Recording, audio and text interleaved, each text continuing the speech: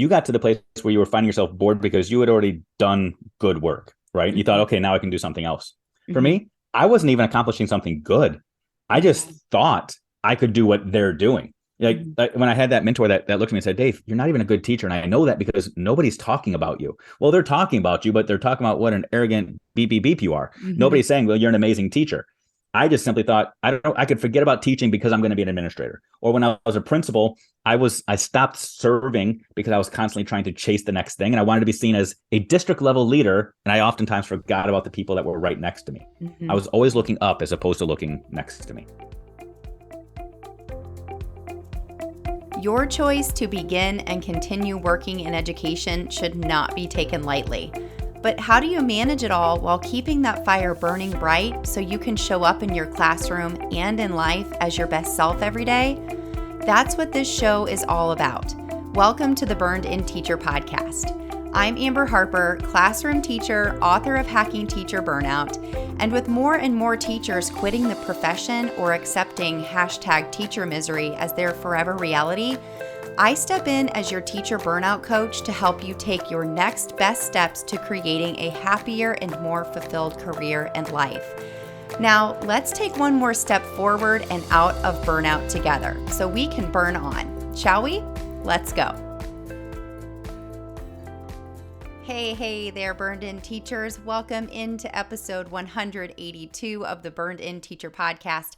I'm your host, Amber Harper, and as always, I am so grateful that you decided to spend some time with me today and with my friend, Dave Schmittou.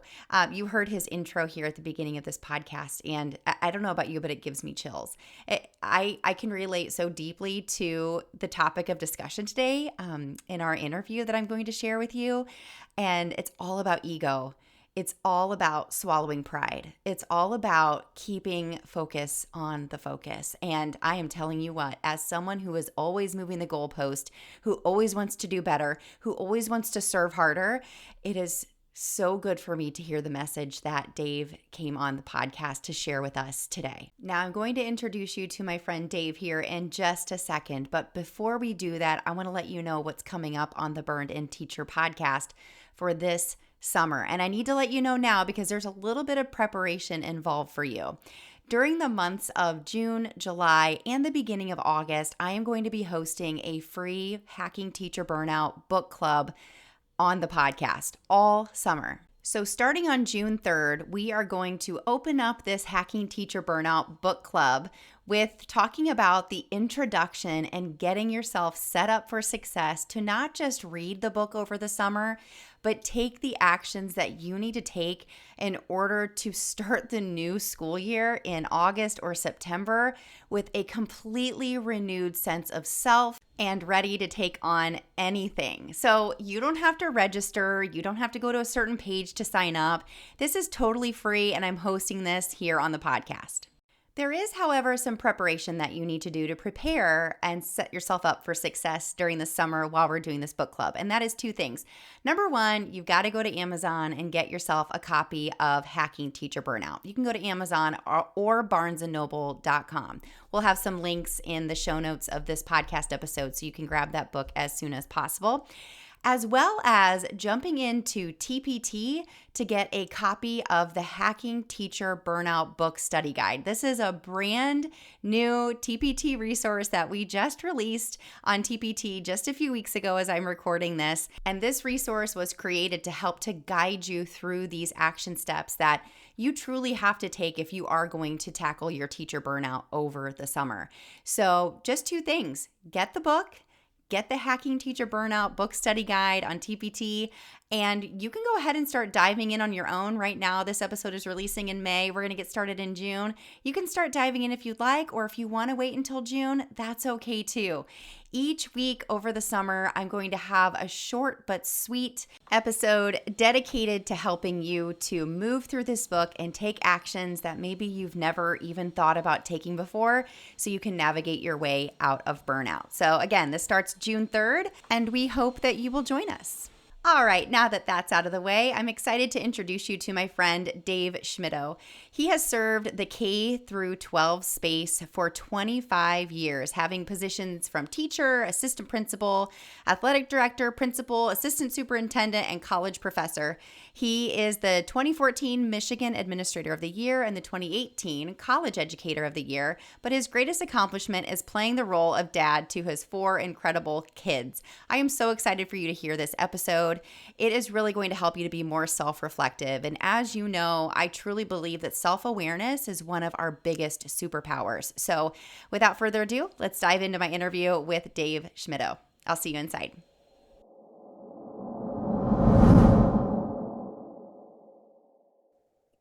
Well, hey, Dave, thanks so much for joining us here on the Burn In Teacher podcast. Absolutely. So excited. Yeah. So you may not know this, listeners, but Dave and I actually met a week ago previous to this interview, and he interviewed me for his podcast. So same time, same place almost. I feel like we're besties now. I just have a holding spot on my calendar now for once a week hanging out with Amber. I love it. I love it. I love it. So Dave, for those teachers that don't know anything about you, will you tell them a little bit about you as a person, as an educator, and anything outside of that you'd like to share? Yeah, feel free to cut me off at any time, because I've been around the block a little bit. So I've been in education for close to 25 years now. In that time, done just about every job. Started off as a middle school teacher back in the late 90s.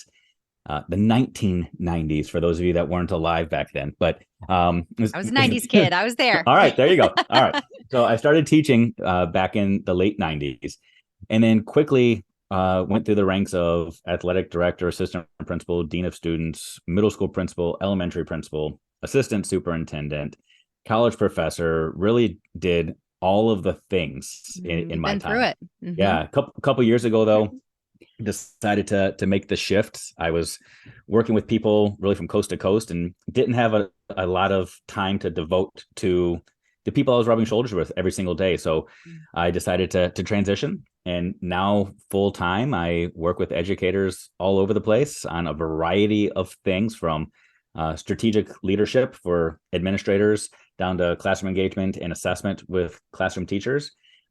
Absolutely love what I do and who I get to work with. On the personal side, father of 4 kids. My oldest is a junior in high school. My youngest is in 2nd grade. I've got a 4th grade little boy as well, and a middle school daughter. Incredible wife that holds everything together and keeps us all in check.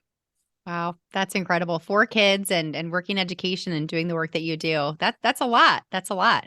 It is a lot. Yes. Yeah. I should have also said I've got a fully stocked liquor cabinet. Yeah. I was just going to ask you what you do for fun, but I guess you just answered that question. Yeah. I run in the mornings and drink at night, and that's what keeps me going. Great. Perfect combination. Yeah, there you go. All right. So I have to ask first, like, with all of your background and your different roles in education, did any of those shifts in your roles, did it come from you being burned out at all? Or do you have, this is the Burned In Teacher podcast. So I have to know, did you ever have a round of burnout that caused you to make any of those changes, or did you not? Have you just been smooth sailing, all 25 years? No, I think, as I reflect back on it, yes. But there's also this extra layer that I want to make sure I'm fully transparent about. A lot of those transitions, a lot of those moves didn't necessarily come because I was feeling burned out at the time, but because I was feeling super arrogant in the moment. I was constantly chasing greener grass, constantly thinking that I needed to do something different and something better, and that I could do it better than everybody else. I mean, to the point of, after my first year teaching, first year in the classroom, I decided that I wanted to become a principal, because I looked around me and thought I could do this better than everybody around me. They don't know what they're doing. And so after my first year as a teacher, I went off and started pursuing my master's degree. Got my master's after about 2.5 years as a classroom teacher. After my 3rd year teaching, I went on 16 job interviews to become an administrator. Didn't get a single second interview for any of them.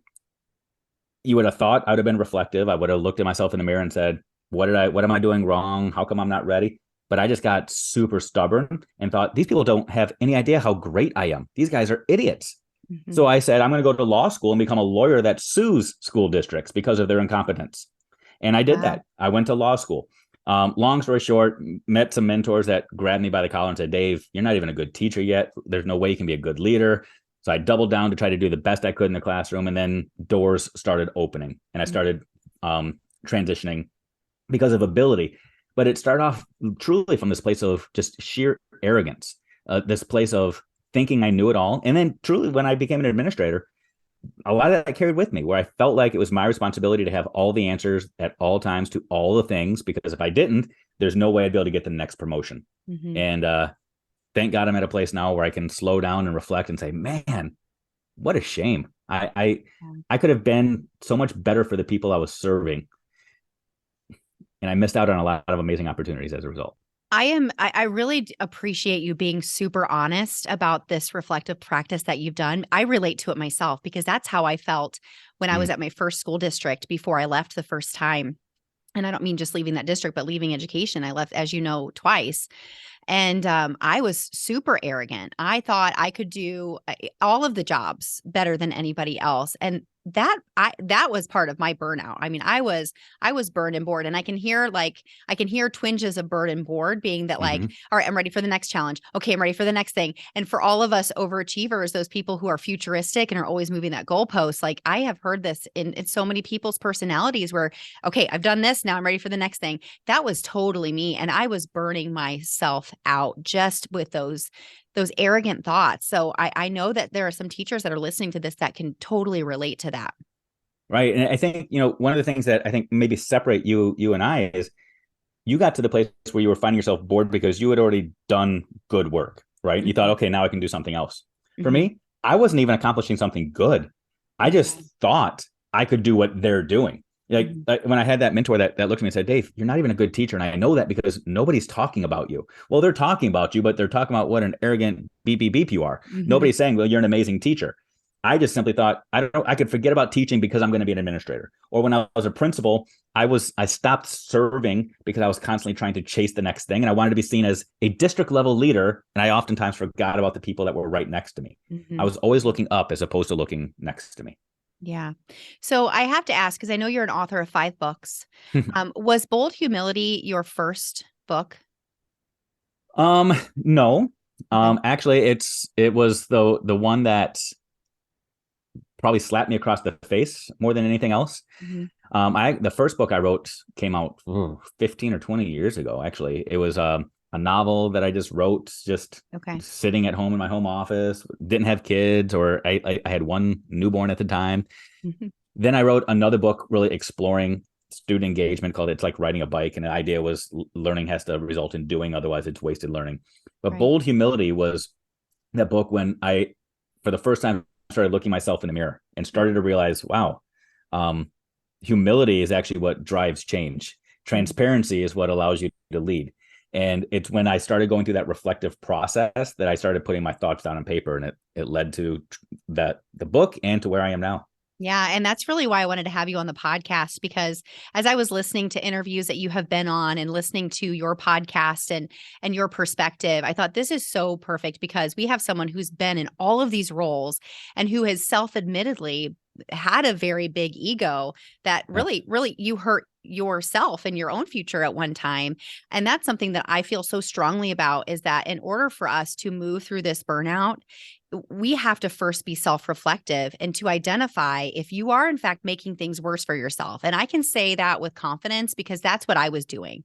I had zero self-awareness my first probably 8, 9, maybe even 10 years of teaching.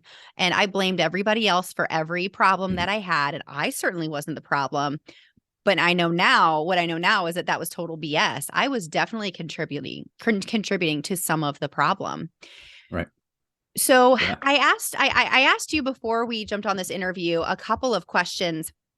I asked you, what are some key points that we could talk about and help teachers to realize, to help them if they are feeling like they are stuck, either in if they're stuck, like they want to have that upward mobility, but nothing's happening, or they're stuck, they want to see change, but they're not seeing that happen. So you mentioned that teachers should remember that their voice matters. And the best way to drive change is to ask questions and not preach from the mountaintop. So do you have a specific example of how you have learned that lesson in your own life, or how other people can kind of bring that practice into theirs? Yeah. Where do I begin? Right. So I'll tell you an anecdote about my own life and a personal story that might paint the picture a little bit. And it's going to start off from a place of arrogance. So in 2014, I was named the Michigan Administrator of the Year. And as a result of that, I got the opportunity to start speaking at a lot of places and traveling quite a bit, and met somebody that ended up offering me a position to move to Florida and work in what they called a turnaround school in the state of Florida. Florida is a state where every school is ranked A through F, and the school that I was asked to take over was a school that would have been ranked F for 18 consecutive years. Mm-hmm. I thought I can simply just bring all the things that worked for me in Michigan, plop them into this school that I'm going to be taking over, and everything's going to be magic. I mean, I'm Dave Schmittou, Michigan's Administrator of the Year. I can do it, rinse and repeat. So I just tried to do this plug and play operation of putting practices and protocols in place, and nothing was working. As a fact, the people that I was working with at that new school in Florida looked at me and thought, who are you, you little arrogant Yankee? You don't know anything about our school. You don't know our kids. You don't know our community. And I was meeting resistance for the first time. Not only was I failing, but I was truly meeting resistance. Because I would come at them and I would just preach. You don't understand. This worked up in Michigan. You don't understand. This worked in Michigan. You don't understand. This worked in my little suburban school in Michigan. It's going to work here at this urban school in Florida. And it wasn't working. It got myself to the place where I was literally in a hallway crying one day. Superintendent found me and had to counsel me and explain to me that, yeah, I had all the practices. I had all the protocols, but I had forgotten about the people. To the place where I couldn't even list some of my teachers' first names on a sheet of paper. I knew that they were Mr. or Mrs. So-and-so, but I didn't know their first names. I didn't know if many of them were married. I didn't know if any of them had kids. Like I didn't know them as people. I saw them as pawns in my game. And when I got to that place where I was able to recognize that they were people, and I could start championing for them and recognizing that they were truly the experts and truly bringing their voice into the conversation, and not just treating them like little pawns in my game of being Dave, the savior that's going to come fix this school. That's when real change happened. When I started bringing teachers together, I think it's the leader's job not to make all the decisions, but to put the right people around the table to make the decisions. When I started focusing on bringing the right people around me and allowing their voices to be amplified, and then I simply became a megaphone for all the things that they needed, true change happened. And we were able to turn that school around. We were a school that had 40% turnover with teachers when I got there. Every year, 40% of teachers were leaving. By the time we left, we were at zero. People wanted to be there. People wanted to stick around because they recognized that their voice mattered. They came together as one of those cliches as a family, but a family that disagreed with each other, that would scream at each other, but they would love each other. Family. Absolutely. Yeah. But they came together. It was them against the world, and they made it happen. That's fantastic. So again, I really appreciate you sharing that learning with us, in that moment where you did have to have that turnaround and that conversation with your superintendent. I don't think there are a lot of people out there that would be, again, that humble and to say like, wow, like I really messed up. But that is such an important part of this process to admit when you need to change as well. So, and obviously that benefited everybody involved. Well, it's still a struggle, right?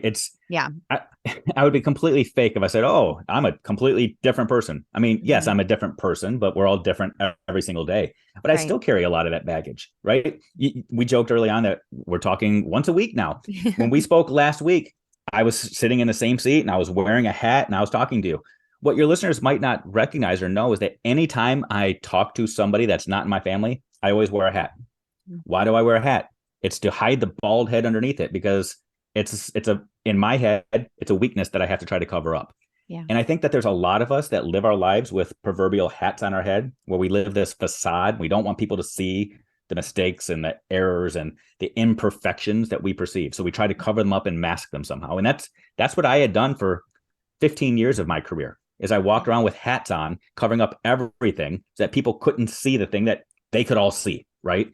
Right. And I'm at the place now where, I'm still wearing a hat, but every once in a while it creeps up and you can see a little glimmer of the dome. And that's kind of what I'm doing as we're talking. I'm starting to let people in to see those flaws, to see those mistakes so that they can feel encouraged to do the same thing. Yeah.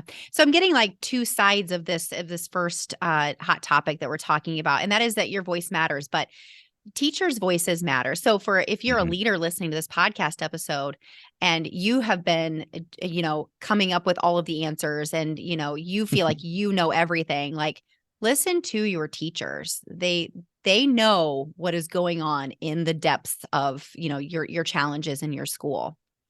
Right. Am I hearing that right? You're hearing it spot on. And I'll geek out a little bit for our administrators that need data and best practice to prove anything, right? Mm-hmm. John Hattie, he's been the guy in education for 15 years now, did the meta-analysis where he explored 200,000 classrooms all over the place to try to figure out what works.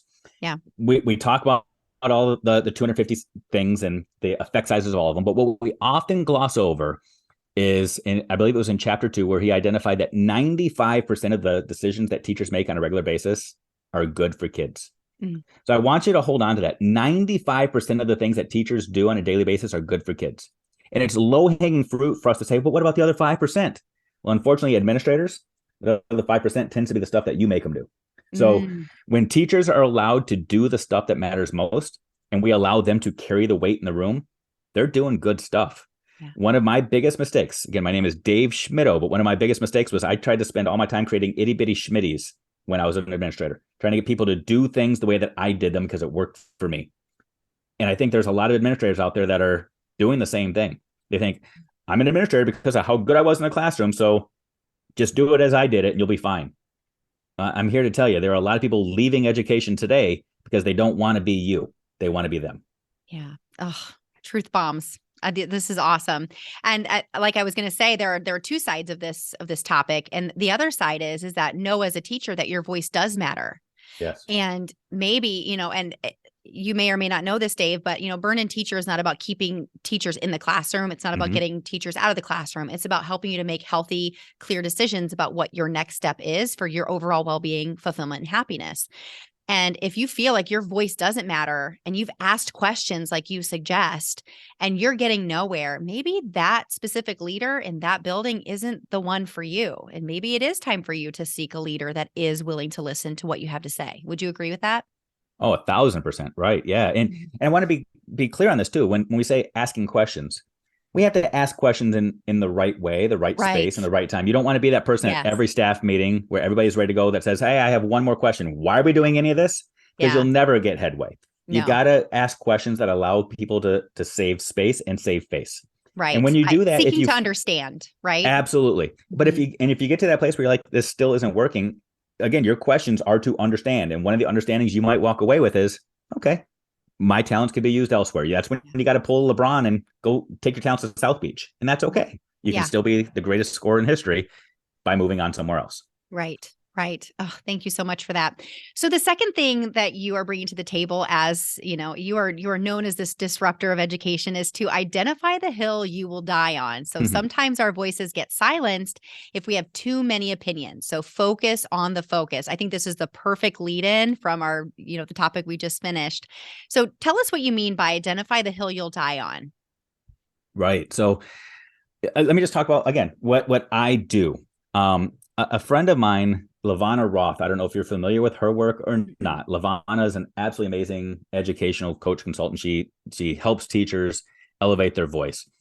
And she's helped me tremendously as well, because she has told me that nobody needs to be a jack of all trades. When they pick up the phone and say, hey, we're going to talk to Dave Schmittou, they want to know what it is that Dave Schmittou does. And it's the same thing in classrooms or in schools in general, right? As an administrator, I want you to be able to tap into your strengths, your passions, your curiosities. I don't want you to be a person that complains about literally everything, because majors and minor things. That's it. Because now I know that is your gift, is that you're going to complain about everything, which means when you start talking, I can tune you out because all you do is you complain. Your biggest issue is with me, not necessarily the message. So when I say choose your hill, choose the thing. What is the thing that you need to amplify up on? What is the thing that you need to dig in your heels on? Because that's the thing that you're passionate. That's the thing that you're curious about. That's the thing I need to learn from you. So identify what that thing is. What's the thing that really drives you and makes you tick? Mm-hmm.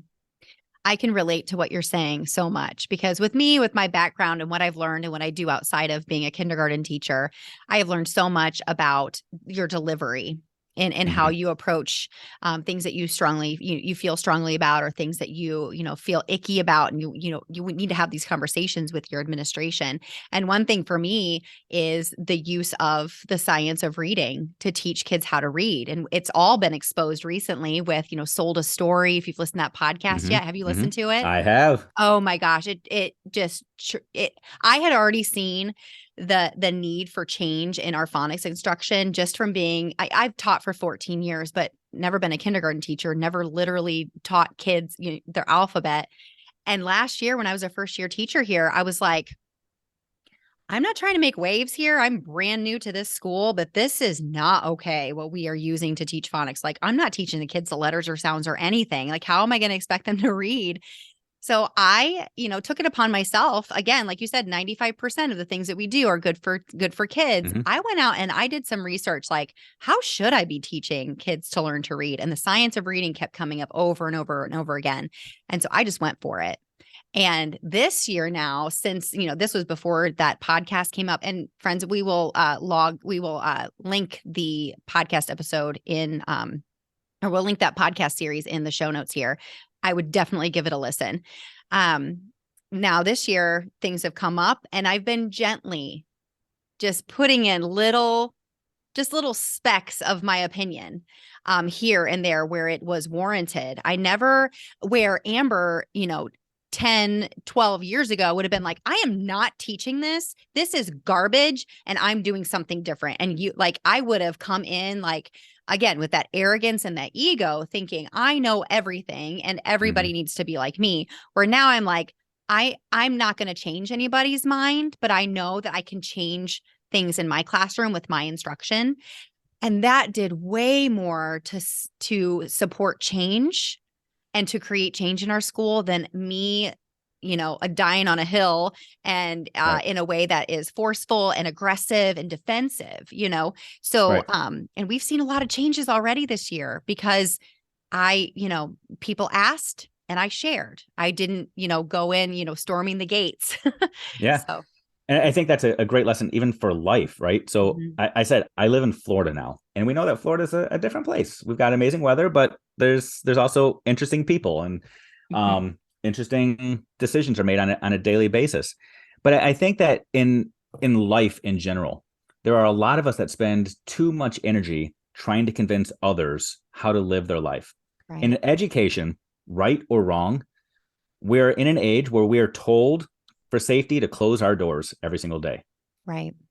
So close your door and do what you want to do. There are certain things that, are non-negotiables. We get it. But spend your time trying to convince yourself to do what's right and learn into what's best for you and your kids. And then when people come and ask you questions about the amazing results you get, then you can share. Yes. Don't spend all of your energy worried about the person across the hall or the entire school or the system and trying to change all that. Change you first. Right. And then go from there. Yeah. And I realize too, and this is not to be insubordinate or rude or, in any way like that, but I have noticed that there's a lot of power in silence too. Like we as teachers, we want to share everything that we are doing.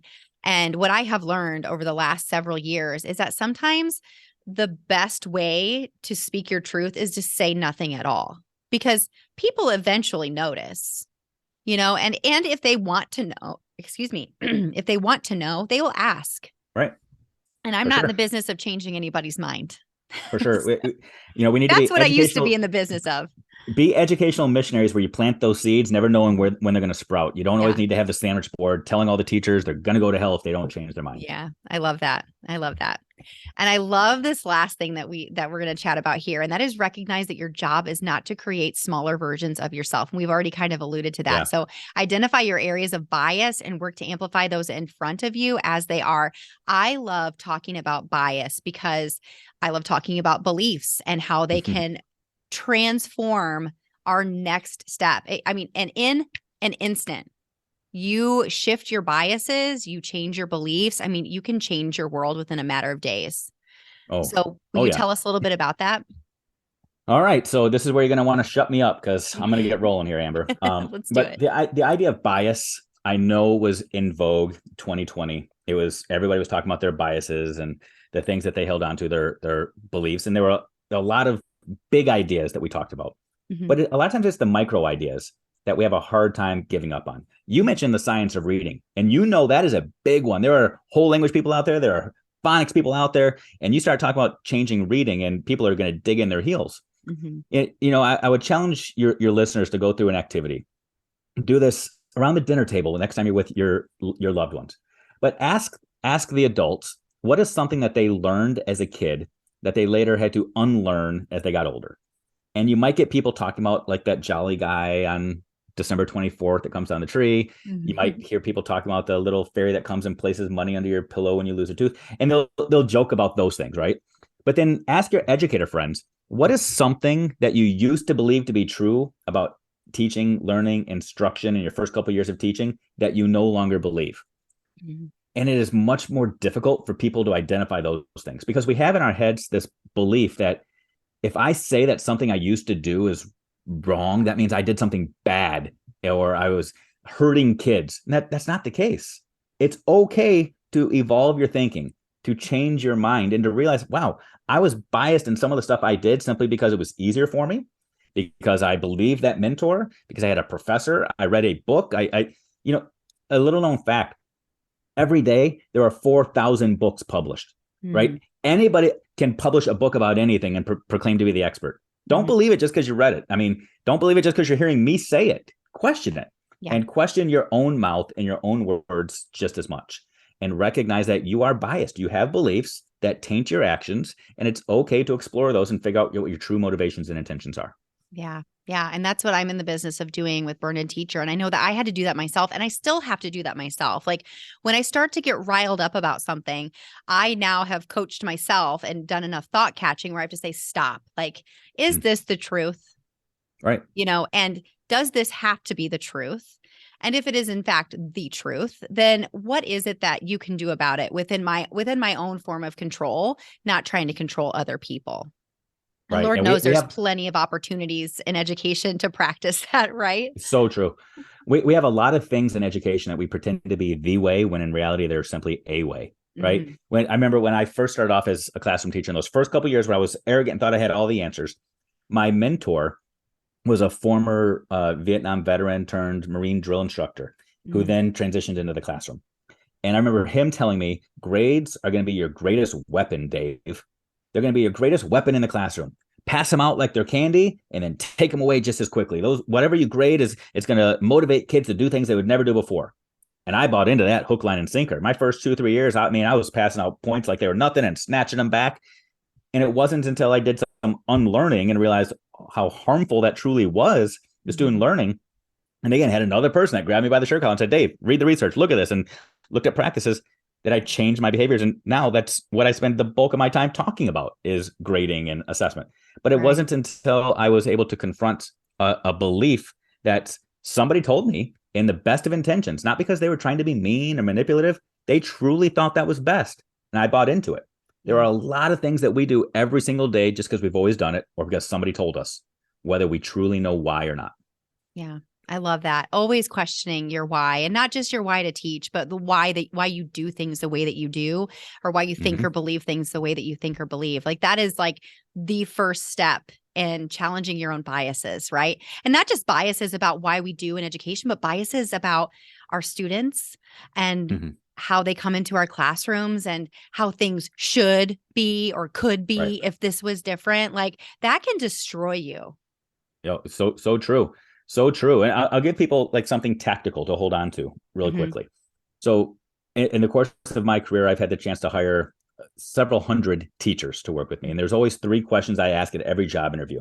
Hmm. The first was, what are you passionate about? What are you curious about? Who are you? Those sorts of things. Right. But the hardest question that I ask any teacher at any job interview is, at the end of the day, how do you know if it's been a good day or a bad day? Mm. And there's no right or wrong answer to that. But it is a super important question for any teacher to be able to answer and articulate. because that's going to let you know where your values are. What are the things that you resonate on, that you fixate on, that drive you day to day? And again, there's no right or wrong answer, right? But be willing to think through that and identify it and own it, and then measure it and figure out if you're actually hitting those benchmarks. Yeah, I love that. Well, Dave, I have taken away so many wonderful grains of knowledge to take with me. And I've been affirmed too, because sometimes, again, I always question my own biases and my own beliefs. And I feel like you and I are on the same page about a lot. And I really love everything that you've said, because I feel like it's applicable to leaders to help them to be better leaders of schools and districts, but also really applicable for teachers to be leaders of their classroom. And this is perfect because you have a podcast all about these things and bringing these two entities together. So tell us a little bit about your podcast, Dave. Absolutely. Yeah. It's called the Lasting Learning Podcast. And it's a podcast that's gone through that journey. It's a podcast that I started off because I thought I had a lot of great things to say. And I used to just pontificate and realize that nobody was listening and nobody cared what Dave Schmittou had to say. So then I started seeking out people that I recognized had a lot more wisdom and a lot more understanding than I did, just about how life works and what are those big lessons that we all need to learn. I've had the opportunity to talk to some incredible people, some people just like you, Amber. I've had like Melissa from Melissa and Doug Toys. Melissa Bernstein's been on talking about her journey. I've had Jessica Leahy from the Gift of Failure on talking about her. Ted Dintersmith, Todd Whitaker, just people that I truly admire as amazing people, and just try to explore their stories and figure out what makes them tick so that I can get a little bit better in the process. I love that. And that's exactly why I love having people like you on the podcast too, because you stretch my thinking, you stretch my learning, and I know that it's going to help a lot of teachers that are listening to the podcast. So lastly, how can people find you and learn more about you? Well, if they can spell my last name, they will find me in all the places, because I am at Dave Schmittou on Twitter, Instagram, Facebook. All the places. So Schmittou is SCHMITTOU. So it's at Dave Schmittou. You can look me up. If you are able to find me in all those places, you'll also find my phone number. It's my actual phone number. You can text me and call me. I don't have a lot of friends, so it's a great way for me to fill out my contacts and make some new connections wherever you are. So reach out. Oh, please do. Send him a nice text. Say thank you. And of course, we'll have links to all of his social media, his website, and his podcast, everything in the show notes. Well, Dave, this was such a pleasure to get to be on the other side of the mic with you and to get to learn more about you. And I'm just so grateful for your time today. Absolutely. Thank you. All right, everybody, take a deep breath, because you just took another step to becoming a burned-in teacher. Burn on. Thank you so much for listening to today's episode. To keep this conversation going, connect with me on Instagram at burnedinteacher. I'm always ready and willing to have a conversation with you about your burnout and ways I can help you to move through it. If you're looking for support in growing through your burnout in ways you never thought possible, check out my online course, Burned In Teacher University, at burnedinteacher.com/course. I'll see you in the next episode. Burn on.